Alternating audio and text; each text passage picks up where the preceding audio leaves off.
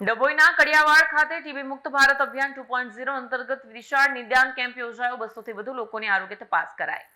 ડભોઈના કડિયાવાડ ખાતે ટીબી મુક્ત ભારત અભિયાન 2.0 અંતર્ગત આરોગ્ય તપાસ કેમ્પ યોજાયો. કેમ્પમાં આશરે 200 લોકોના છાતીના એક્સરે કરાયા, જ્યારે 25 જેટલા દર્દીઓના ગળફાના નમૂના તપાસ માટે મોકલાયા.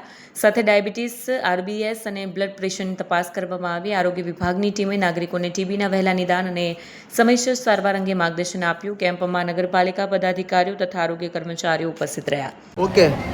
આજ રોજ 24 ઓગસ્ટના રોજ ડભોઈ તાલુકામાં ટીબી મુક્ત ભારત અભિયાન અંતર્ગત હેઠળ 150 એક્સરે થયેલ છે.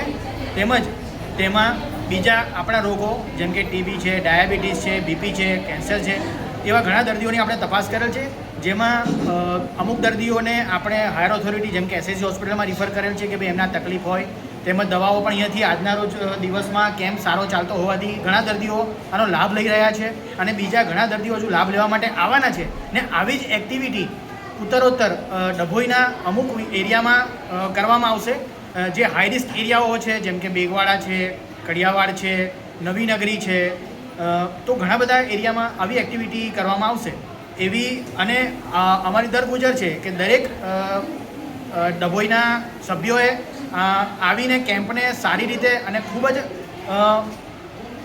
સારા એવા પેશન્ટો આપણને મળી રહે તેમજ તેઓનું નિદાન પણ વહેલી તકે થઈ જાય એવી આપણે આશા રાખીશું. વિડીયો જર્નાલિસ્ટ ફઝલ રઝા ખત્રી સાથે સત્ય ટીવી ન્યૂઝ ડભોઈ.